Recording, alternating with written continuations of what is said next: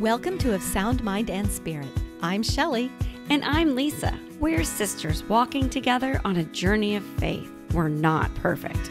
We definitely don't have all the answers. We're inviting you to walk with us as we explore ways we can better know and grow in our faith together.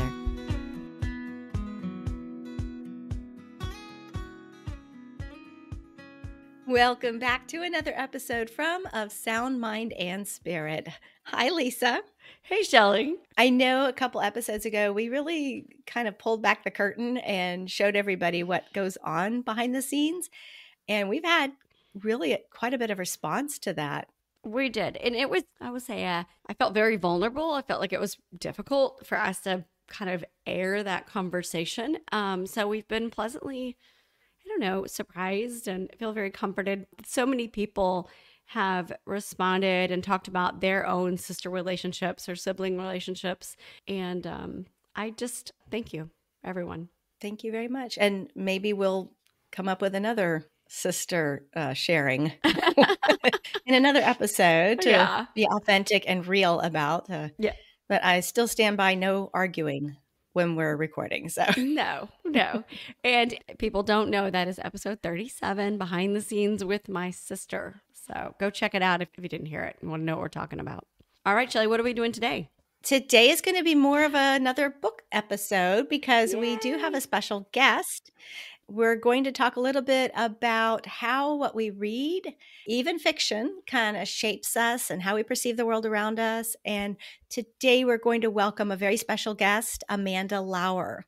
An avid reader and history buff since childhood, Amanda Lauer is the author of the award-winning Heaven Intended Civil War series and the time travel novels Anything But Groovy and Royal and Ancient. Amanda and her husband, John, have been married for 43 years, have 4 married children, and 8 precious grandchildren. Welcome, Amanda. Thank you so much for welcoming me to your show. It's really a pleasure to be here. Well, it's a pleasure to have you. Thank you. Well, we met you, Amanda, I think it was, 2022 in Chicago at a conference. Mm-hmm. And we were then introduced to you, of course, and to your books. Yes, I remember that it was in 2022 as well. And yeah, it was such a pleasure meeting both of you. The conferences that the Catholic Writers Guild hosts are just amazing. You meet some of the most interesting, nicest people on the planet. And we're all there to help each other out in our mission, whether it's writing behind the scenes, copy editing. So you never know who you're going to meet there, and you never know what lifelong friends you're going to meet there. But I think I've met a couple, and you too. I remember when you y'all had driven in from your home and you came into the hotel and sat down with us at dinner. There was a long table with a bunch of us, and you and I just struck it up right away, and it just rolled and rolled from there. And I think I left that conference with all of your books that were published at the time that you were selling. How could I say no? And read the first one right away. And I was telling you before we started, I gave it to one of my daughters, my young adult daughters. I haven't seen it since. So, hopefully that's a good sign. Yes, that's what I think too. So how many total books now? I have 9 books that are published, 7 standalone as an author, mm-hmm. and 2 are with Catholic Teen Books. So they're compilations of 8 or 10 stories. Okay. But from those Catholic Teen Books, I have written the stories that are either the prequel to that story there or the sequel. So by the end of 2024, I should have 12 books completed. And right now, the other 3 are in various stages. It's funny that, that I'm actually an author. If you would ask me, when I got out of high school or whatever, what I was going to do, but I would have never said I was going to be an author. As a matter of fact, when I wrote the first book, I said, that's it. My life is complete. It's one and done. That lasted a whole week before people were asking for a sequel. Well, tell us more about the types of books that you write. I write Civil War books. So it's the Heaven Intended series. And all the books are related to each other, but they can be read as standalones. And then I have 2 time travels, Anything But Groovy, which is the one that you had given to your daughter, I believe. And then Royal and Ancient, which just came out in October. Mm-hmm. The books I'm working on right now actually is the 6th book in my Civil War series. The book that's completely done actually is called Lucky and Blessed. It's set during the time of King Henry VIII. So a lot of research. for a 250-page book, I have like 150 pages of notes so wow. far. That's how you make that story so real then, is you've put so much research into it. You have to, because if you're not authentic, people will figure it out pretty quickly. Mm. And you're talking about the lives of real people. All my books intersect, all my characters, my protagonists, their lives intersect with people who are figures in history, real people. So I really want to be true to those historical figures, to their stories, but how they interact with people who come into their lives, the people I've kind of made up in my stories. The Anything But Groovy story, to go back to this with another time travel, the interesting thing about that book is originally it was written just as a coming of age. It's a story of my 7th grade life, growing up in a small town in northern Wisconsin, going to a small Catholic school. And the things that I had to endure in 7th grade, bullying basically was a big thing. It's not quite like it is in this digital age and social media age, but it hurt just as badly. Mm-hmm. And for some reason, all those images from those years were like seared into my brain because I was so traumatized by this. And I had always thought about writing the story just for my own memory, if nothing else. But I was talking to another writer from the Catholic Writers Guild, and she said, if you really want this book to appeal to people other than baby boomers like you should probably do kind of a cross between Back to the Future and Freaky Friday and make it where a teenage girl, a 13-year-old girl in this day and age gets hit in the head. She wakes up and she's in her mom's 13-year-old body in 1974 or so, and has to live her mom's 7th grade year and undergo everything her mom went through. And in the meantime, trying not to mess up her mom's life too badly, trying to figure out who her mom's friends were, who her mom's enemies were, and why the biggest jock in the school hates her mom, which she never did quite figure out. Me, never did figure out either. Yeah. I really, really enjoyed reading that one, and not just for the nostalgia of what you would now say a simpler time, but to also the way you compare it, bullying back then, bullying now, like humans are humans. And there's a lot of, people think, oh, maybe mom or whomever didn't get, nothing is, teenagers, nothing is as bad as what I'm going through now. Yeah. And it's just a way to show that, we've all come through something, and a way to relate it to the kids now. And so I really enjoyed that. It's a fun story, but there's also a huge lesson and message in there too. Yeah, for sure. I mean, well, what doesn't kill you, makes you stronger. That's probably one, right? But kind of the bigger story is there's people in your life that you don't really appreciate for what they are. And my old best friend, who wasn't cool enough to be my 7th grade best friend, she's ultimately the one who came to my rescue from the bully in the end. And it was in a way she did not intend it to happen that way. She did not want to be in that situation. But when she was put in that situation, she did the right thing. And it completely turned the situation around. And in real life, that lovely lady is still my best friend, my best childhood friend. She was the maid of honor in our wedding 43 years ago. She's my son's godmother. So I really appreciated her and what she did in my life, and I'll never forget it. We had to stick together. We weren't in the popular crowd by any means. I was the epitome of the nerdy, the glasses, the braces, and add on to that, like the Carol Brady haircut. Why my mom ever talked me into that, I have no idea. Amanda, did you keep a journal when you were in middle school to refer back to, or did you just remember all of these details or invent a few? Yeah. The funny thing is, I had a diary like every girl in the 70s did, right? First I had like the 1-year diary and then the 5-year diary and all that. I have literally not went back and read those books ever. It was funny because my editor was actually saying to me, oh my gosh, all these details. I really feel like you just took every single thing out of your diary. Are you sure you want? I'm like, I haven't even opened the little lock in the box. Yes, I haven't even opened that thing in like 45 years. It's just all in my head. And the funny thing is, a lot of people have gotten back to me, especially where I grew up. They all recognize the city from my description, but they'll be like, oh my gosh, I hadn't even thought of that parade or that Girl Scout campout or whatever in eons until you brought up. Literally the last signing I was at up there, a gal came up to me and she was like in my brother's class and she said, your description of going to midnight mass on Christmas Eve with the snow falling down and just the quiet and walking into the church, and when you felt, you could literally feel the organ in your chest when they were playing the Christmas carols. She said, that was just, it just brought it all back to me. That's exactly how my experience was on Christmas Eve at that church. She literally had tears in her eyes when she's telling me the story, and because it just brought back all those wonderful memories of childhood before life got so complicated. I love that you as a writer get the feedback that you were able to, you're trying to capture a moment and a feeling, and then you hear from readers that they felt it. They recognize the moment, they feel the moment. That's got to be great to get that kind of feedback from readers. Yeah. And, another thing too is I actually get letters from readers, mostly teens, but I have a stack behind my desk that if I'm having one of those days, I'll pull one of those out and like, oh wait, this was a good life choice. I should be a writer, because some days you have questions about that. Yeah. Not always easy.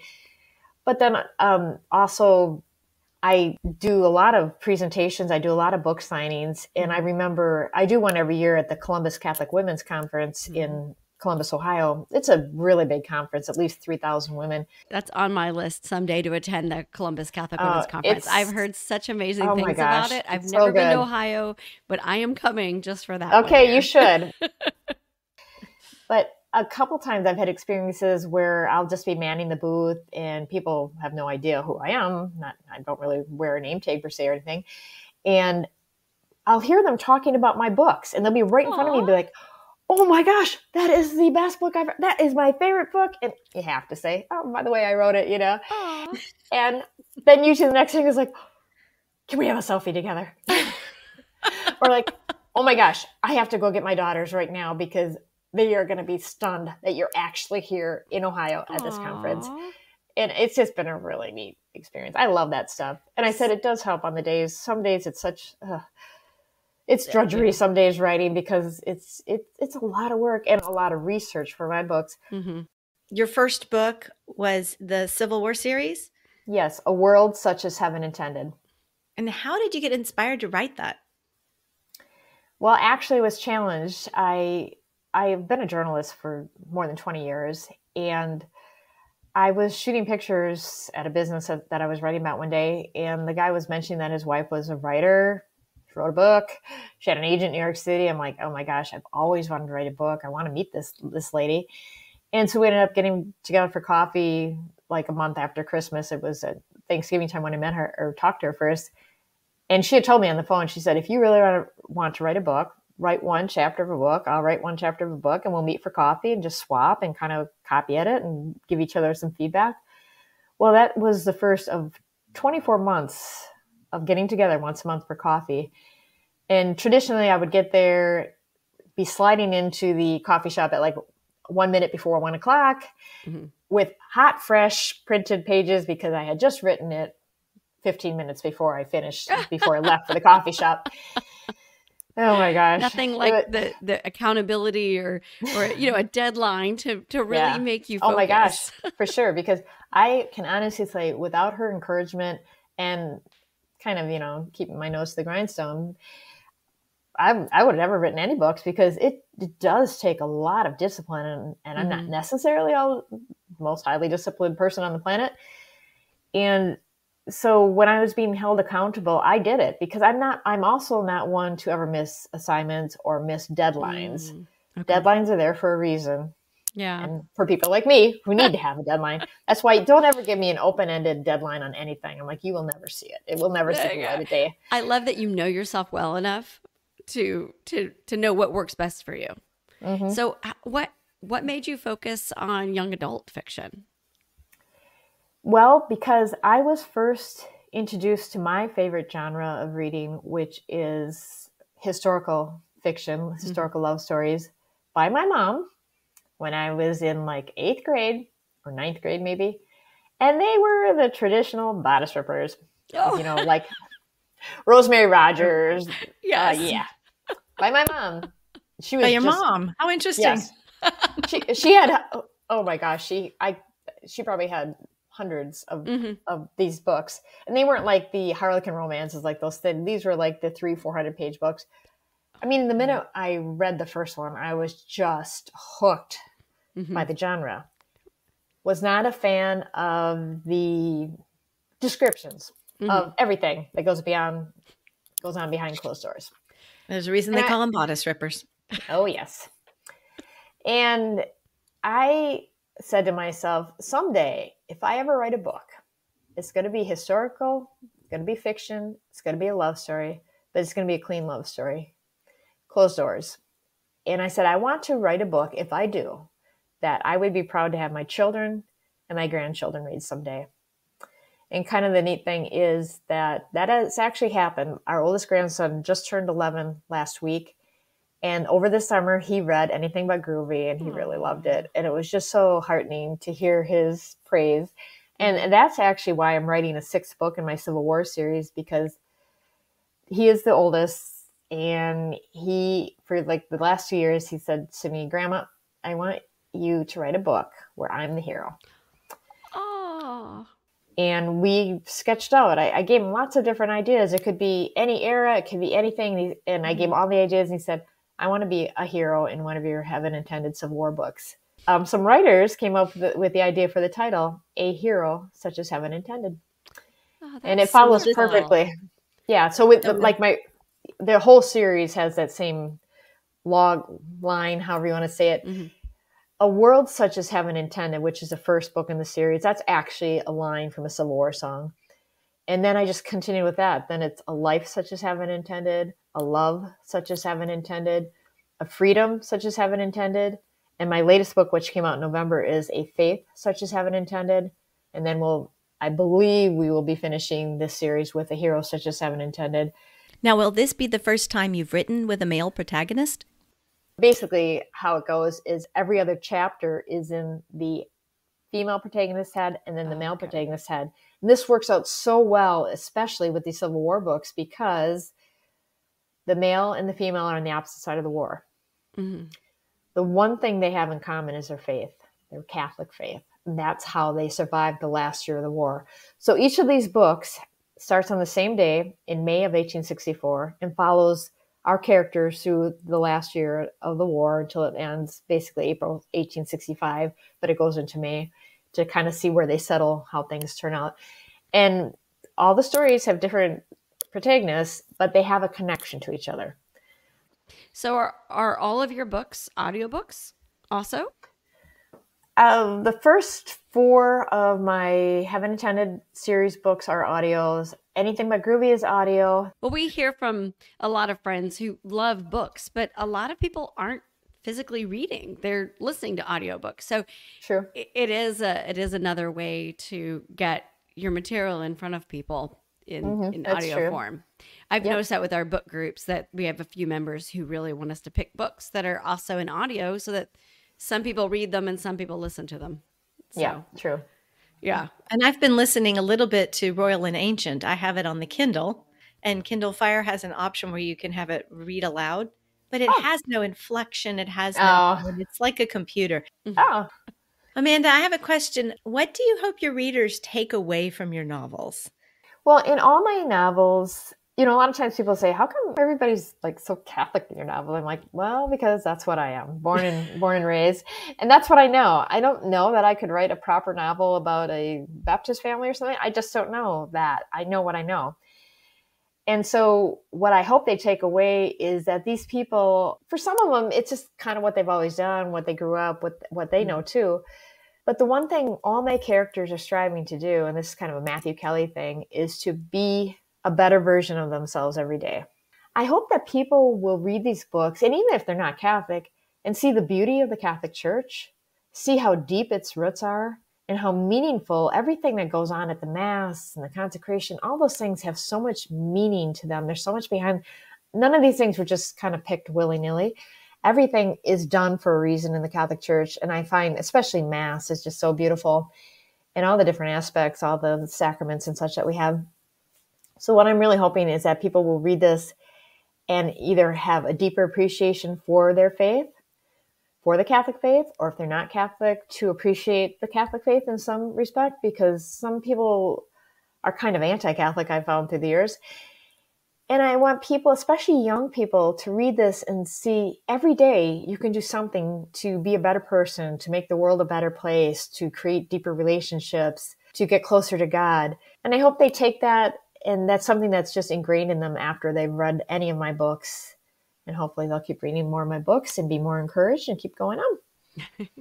Amanda, that's beautiful, because one of the things I wanted to tell you was that as I read your books, what I love about them is that they're good fiction, and they're clean fiction, which is hard to come by sometimes, but they're good fiction, and the story you tell isn't about being Catholic or about Catholicism as a whole, so it doesn't come across as this is a book about church, but your characters live their faith in their everyday life, and you don't hide that.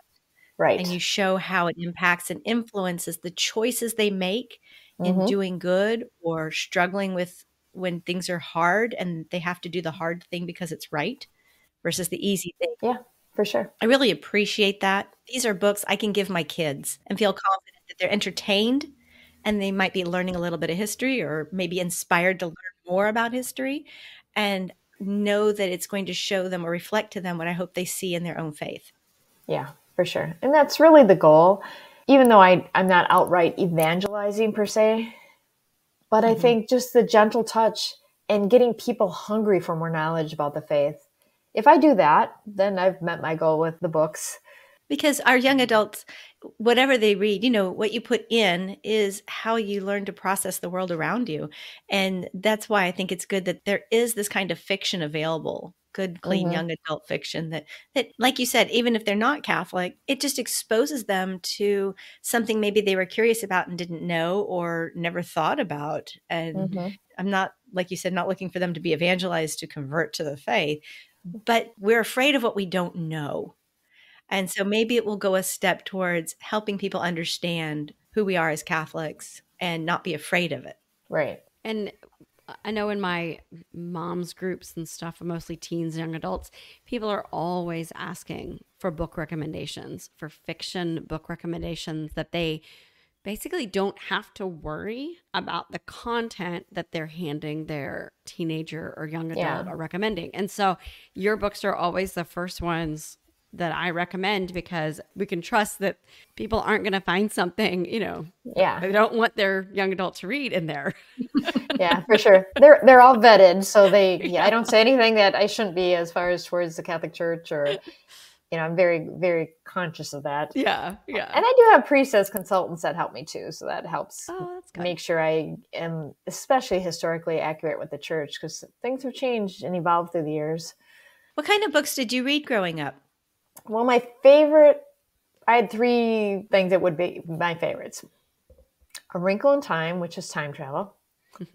The entire Little House on the Prairie series. And then also I owned probably 50 Nancy Drew books. I love Nancy Drew. So the typical for my era and my age, but definitely has influenced me as a writer. So and The Wrinkle in Time, I don't know why, I've always been fascinated with time travel. Kind of crazy.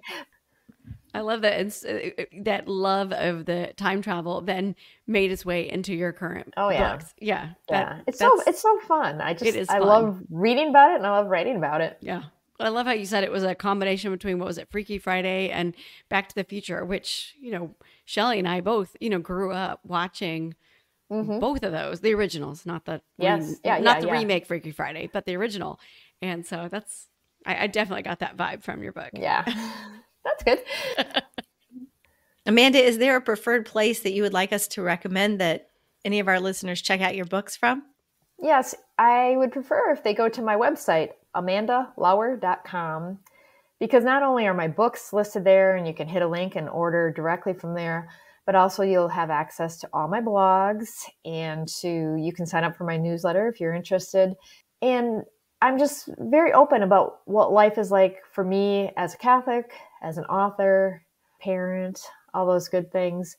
And so I write blogs try to get at least one out a week, but everyone is different, just whatever happens to be top of mind that particular week. But I'm getting really good feedback on the articles I'm writing. And I think because the word people use to describe me a lot is genuine, especially when they meet me in person, like, oh my gosh, you're just like I thought you were going to be. And I try to be like as truthful and joyful as I can be. For one thing, I'm the world's worst liar, so don't ever ask me to lie. I can't play poker. I'm no poker face here. But I strive every day not only to be a better version of myself, but I strive to be a joyful Catholic. I want people to see the joy in my life and go, I want what she's got. And I'm more than happy to tell you about it, because I do think there's a lot of joy in our faith, and I want to continue to spread that joy throughout the world and to every person I encounter. Every single day, I try to do at least one little joy moment for somebody, whether it's sending them a quick text, writing them an actual letter, giving them a call of encouragement, going to visit an elderly person who doesn't get that many visitors, going to see my mom, who is elderly, and I try to see her every day, actually, too. Kind of how I run my life. And this year in particular, I really want to focus, particularly with people who are lonely, to, invite someone out for coffee or go hang out at their house for a little bit, or just something, just to build that into my weekly routine. It's a lovely thought. That's very inspiring to see how you're living your faith through your books, but also how you are implementing it in your everyday life. And and people are attracted to that authentic joy. I love that. Thank you. And to be honest, I feel like I'm a better person for having written those books, because it reminds me to keep striving to be a better person every day. And when my protagonists are working on that as well, I just feel like each book I'm getting closer to that goal. And obviously the goal for all of us, right, is to be in heaven someday. I remember interviewing a lady for an article years ago for our diocesan newspaper, and I asked what her goal was for her children. She has 4 children. And I thought she'd be like, oh, you want them to get into a good school, get a degree, find a nice job, find a nice spouse, have kids someday. And she just said, I want all my children in heaven with me someday. That thought never left me since the moment she said that to me. And it's like, that's literally my number one goal, is to get me in heaven and to be there someday with my husband and our children and our children's spouses and our grandchildren and my parents and the people who've gone before me and the people who go after me. That's really what it's all about. Life is just this moment in time, this speck in time. Eternity, it's forever. And I want to spend eternity in heaven with my loved ones. I would be so grieved if anyone wasn't there at the end. So I'm doing everything I can in my power to encourage them in their path to get there with me, and for them to encourage me too. Wow. Amanda, because Lisa and I are sisters and we podcast and work together, we always ask our guests to tell us a sister story. I believe before we started, you said you don't have a sister, but you do have a sister-like story. Yes. So I have my school best friend, Julie, and I have as an adult best friend, Tina. Well, Tina and I happen to look a lot alike. People tell us that all the time. And we always say we're sisters from different misters, which cracks us up every single time we say it. So this is a few years ago. She brought her mom to a local car dealership to help her mom purchase a brand new car. And the next week, by complete chance, I went to the same dealership with my mom to look for a car. And the guy walks out, shakes my hand, I introduce myself, and he's like, what are you here for? I said, my mom wants to get a brand new car. He's like, wait, didn't she just get a brand new car last week? How many cars does she need? I said, no. He's like, yes, she did. She was here with your sister last week. I'm like, are you talking about Tina? He's like, yeah. I said, that's not my sister. We're like neighbors and we're best friends, but we're not actually related to each other. It's like, oh, sorry about that. So yes. That's good. See, you don't need a biological sister if you have a best friend who can be like your sister. Absolutely. She is definitely like a sister. Oh my gosh. It's funny because they moved from our neighborhood, but for years we lived 4 doors from each other. And we used to go for like a 3-mile walk every morning. And just, we said we solved all the problems of the world every morning in that 3-mile walk. But there's so many wonderful people in my life who are so supportive of this career. Like, I just couldn't do it without their support. There's literally people who will send me notes. They said, I don't care what you write. The minute you're done, you sign a book and you get it to me. I don't care what the topic is. I don't care what the era is. If you write it, I want to read it. And I mean, I just got a note like that last week in the mail and said, oh, these people are just so darn nice. And it's so encouraging. I love it. That's amazing. Well, I love that you do something and you're not doing it for the accolades, but in a way, those words of affirmation come and find you anyway to encourage you to continue writing and working. Yeah. And I should mention, I always say this, and I try to be so sincere that everything I'm doing is for the glory of God. And even right now, 3 of my books, which I can hardly believe, are with different movie production studios in various stages. Wow. We did sign a contract with one of the studios, and I forget, there's all different names of contracts. So it's actually a Catholic streaming service movie studio. It's amazing. It's the book Anything But Groovy, which would be what they would call a small budget film, which small budget for them is $1 million, $2 million, like pocket change, right? But right now we're just praying that if the right person will step forward to fund this, because that's literally, we're so close to this happening. And it's funny because like I said, several of my books are with studios right now. And every time we get almost to the point where the book is greenlit, something happens. And then I'm like, well, you know what, God, I guess you're telling me that's not what I'm supposed to be doing right now. And so I'm trying every day to look to be still and listen to the voice of God and say, like, am I going the right direction? Is this what you want to have happen? Because if this movie happens, I don't want it to be, all about me getting all the accolades. I want this to benefit everybody, from the crew to the writer to the actors and particularly the audience, because I think there is such a thirst for wholesome entertainment in this country. There's just so little of it. Mm-hmm. And that's really ultimately what these movies I would envision would be. So praying that the right person will hear one of my interviews someday or run across one of my books and go, this is somebody that I want to stand behind and can financially do it. But if it doesn't happen, I've had such a wonderful life. I mean, I'm so blessed between my husband, my kids, my family, my extended family. Really, I mean, I couldn't be any more blessed if I asked. Oh, I love that. All right, Amanda, we also ask all of our guests who their kind of go-to saint is at the moment. Yeah. Well, this has been my go-to saint forever, the Blessed Mother. My confirmation name is Mary, so I've known for a long time. And when I first started writing, people are like, oh, you have to get an agent. I'm like, well, I have no idea how that's going to happen. And I never pursued it because if you don't have that person to get your foot in the door, it's very difficult to find an agent. And so someone from the Catholic Writer Guild suggested, why don't you have the Blessed Mother be your agent? She's great. I'm like, that I can do. And so, yes, I have this lovely little statue here of the Blessed Mother that I actually won at Late Night Catechism. I was the only person who could answer the question, what is the Immaculate Conception? Hey, 8 years of Catholic school, you got it. And I not only got this beautiful color version, because I knew, the Blessed Mother was conceived without the stain of original sin. I got the stain of original sin right. So instead of just getting kind of the not great one with that glowed in the dark, I got the full color.